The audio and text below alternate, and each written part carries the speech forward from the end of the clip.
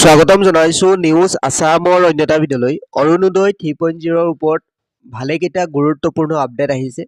অৰ্থাৎ যদি আপুনি ডিবিটি লিংক কৰিছে বা আপোনালোকৰ যদিহে ডিবিটি লিংক নাই তেনেহ'লে আপোনালোকে অৰুণোদয় টকা নাপাব।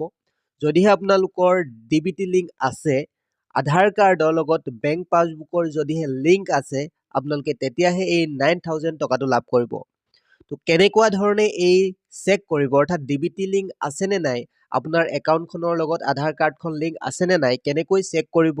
এই 9,000 টকা যদি আপোনালোকে পাব বিচাৰে বা আপোনালোকে 9,000 টকা পাবলৈ হ'লে আধাৰ কাৰ্ডৰ লগত আপোনাৰ যিখন অৰুণোদয় 3.0 বেংক দিছিলে সেইখনৰ লগত আপোনালোকৰ লিংক থাকিব লাগিব আধাৰ কাৰ্ডখন। তো কেনেকৈ চেক কৰিব সম্পূৰ্ণ প্ৰচেছ আপোনালোকক দেখুৱাই দিছোঁ ষ্টেপ বাই ষ্টেপ।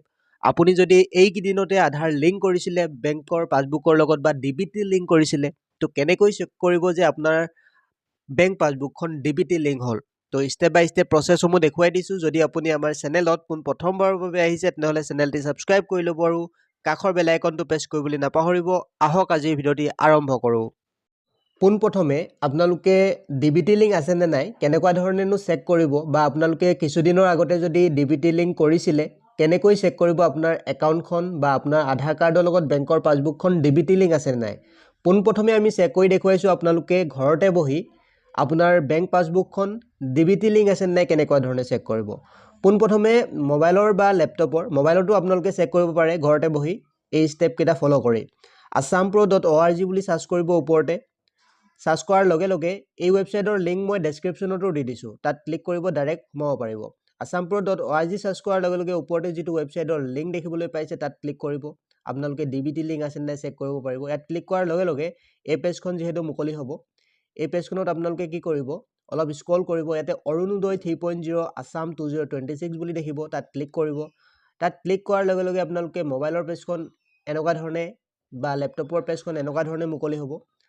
তো ইয়াতে কি কৰিব, স্ক্ৰল কৰিব। স্ক্ৰল কৰি আপোনালোকে একেবাৰে তললৈ যাব। আপোনালোকৰ ডিবিটি লিংক থাকিলেহে যিহেতু টকাটো পাব, এনেকুৱা ধৰণে তললৈ যাব। ডেছক্ৰিপশ্যনত দিয়া লিংকত ক্লিক কৰি ওলাই আহিব পাৰিব। এনেকুৱা ধৰণে ইয়াত দেখিবলৈ পাইছে how to check NPCI link status for Orunodoi 3.0 বুলি দেখিবলৈ পাব। অৰ্থাৎ আপোনালোকৰ ডিবিটি লিংক আছেনে নাই কেনেকৈ চেক কৰিব ইয়াৰে প্ৰচেছ দিয়া আছে। তো ইয়াতে একো কৰিব নালাগে, ইয়াতে ষ্টেপকেইটা দেখিবলৈ পাইছে। এই ইয়াত তলত আপোনালোকে চেক ইয়ৰ আধাৰ বেংক মেপিং ষ্টেটাছ বুলি দেখিবলৈ পাইছে। এই যিটো লিংক হয় ডাইৰেক্ট অফিচিয়েল লিংক যিটো অপশ্যন দেখিবলৈ পাইছে তাত ক্লিক কৰিব। তাত ক্লিক কৰাৰ লগে লগে আপোনালোকৰ মোবাইলৰ পেজখন এনেকুৱা ধৰণে অ'পেন হ'ব। ইয়াতে কি কৰিব, ওপৰতে যিটো UIDAI যিটো লিংক দেখিবলৈ পাইছে তাত ক্লিক কৰিব। তাত ক্লিক কৰাৰ লগে লগে আপোনালোকৰ মোবাইলৰ পেজখন এনেকুৱা ধৰণে অ'পেন হ'ব। ইয়াতে দেখিবলৈ পাইছে, মই লাইভ আপোনালোকক দেখুৱাম আপোনালোকে অৰুণোদয় যিটো ডিবিটি লিংক হয়, ডিবিটি লিংক চেক কৰা যিটো পদ্ধতি, অৰ্থাৎ আপোনালোকৰ বেংকৰ লগত আধাৰ কাৰ্ডৰ যিটো লিংক হয় সেইটো আছেনে নাই ইয়াতে চেক কৰিব পাৰিব। ইয়াতে আধাৰ লিংকিং ষ্টেটাছ বুলি দেখিবলৈ পাব, ইয়াতে ক্লিক কৰিব। মই যিকেইটা প্ৰচেছ দেখুৱাইছোঁ আপোনালোকে এটা এটাকৈ ফ'ল' কৰি যাব। ইয়াতে এনেকুৱা ধৰণে আপোনালোকৰ অ'পেন হ'ব দেখিবলৈ পাইছে। তাৰ পাছত আপোনালোকে স্ক্ৰল কৰিব, ইয়াতে বেংক চিডিং ষ্টেটাছ দেখিবলৈ পাইছে। বেংক চিডিং ষ্টেটাছ যিটো অপশ্যন দেখিবলৈ পাব তাতে ক্লিক কৰিব।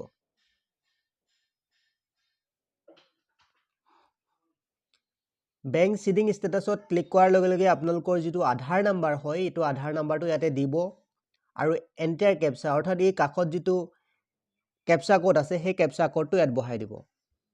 ইয়াতে কেপচা কোড এনেকুৱা ধৰণে বহাই দিব X3N62। তাৰপিছত আমি আধাৰ নাম্বাৰটো বহুৱাই লগইন উইথ OTP অপশ্যনত ক্লিক কৰিব লাগিব। আধাৰ নাম্বাৰটো দি আমি লগইন উইথ OTP অপশ্যনত ক্লিক কৰি দিছোঁ। লগইন উইথ OTP অপশ্যনত ক্লিক কৰাৰ লগে লগে আপোনালোকৰ মোবাইললৈ এনেকুৱা ধৰণে এটা OTP আহিব। সেই OTPটো আমি ইয়াতে বহুৱাই দিম। ইয়াত দেখিবলৈ পাইছে OTP আহিছে। আধাৰ নাম্বাৰ, কেপচা আৰু OTP বহুৱাই আমি লগইন অপশ্যনত ক্লিক কৰি দিছোঁ। এনেকুৱা ধৰণে ক্লিক কৰি দিব।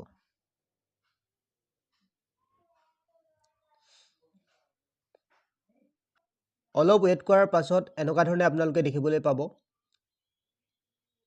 দেখিবলৈ পাইছে আকৌ ইয়াতে আপোনালোকে বেংক চিডিং ষ্টেটাছ, পুনৰ এবাৰ আপোনালোকে বেংক চিডিং ষ্টেটাছ অপশ্যনত আকৌ এবাৰ ক্লিক কৰিব লাগিব।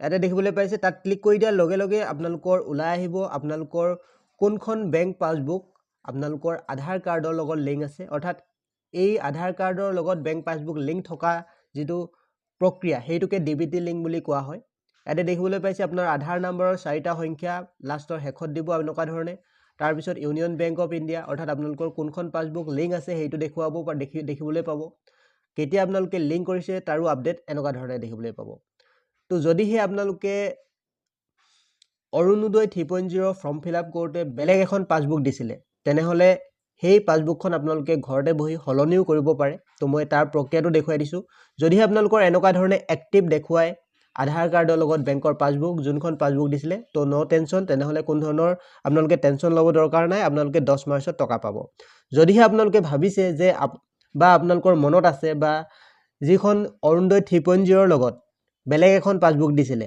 ইয়াতে আমি ইউনিয়ন বেংক অফ ইণ্ডিয়া বা যিখন পাছবুক দিছিলে এনেকুৱা ধৰণে দেখিবলৈ পাব যদিহে বেলেগ এখন পাছবুক দিছিলে তেনেহ'লে কেনেকুৱা ধৰণে আপোনালোকে লিংক কৰিব বা ইয়াতে আপোনালোকৰ নো এক্টিভ দেখাব পাৰে যদি লিংক নাথাকে এই আধাৰ কাৰ্ডৰ লগত বেংকৰ পাছবুক লিংক থকাটোকে ডিবিটি লিংক বুলি যিহেতু কোৱা হয় তো যদিহে আপোনালোকৰ লিংক নাই কেনেকুৱা ধৰণে লিংক কৰিব ইয়াতে আপোনালোকে পুনৰ যাব যিকোনো এটা ব্ৰাউজাৰ সাৰ্চ কৰিব NPCI বুলি সাৰ্চ কৰি দিব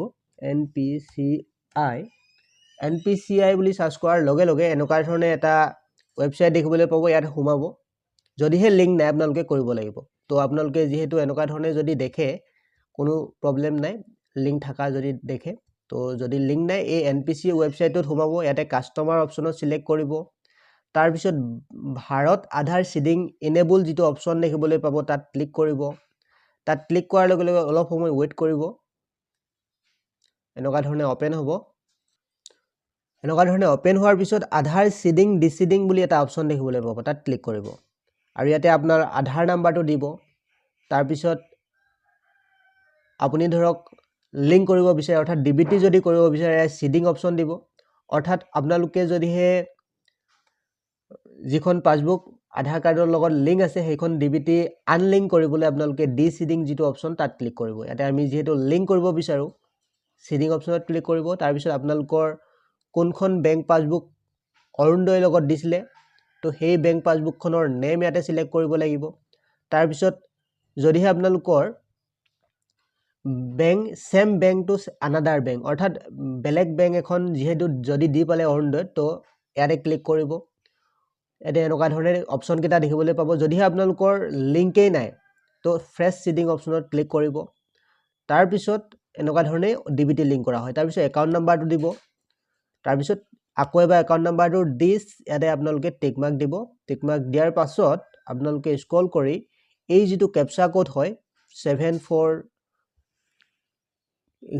এইটো আপোনালোকে ইয়াতে কেপচাত লিখি সাবমিট অপচনত ক্লিক কৰি দিব এনেকুৱা ধৰণে আপোনালোকে ডিবিটি লিংক কৰিব পাৰিব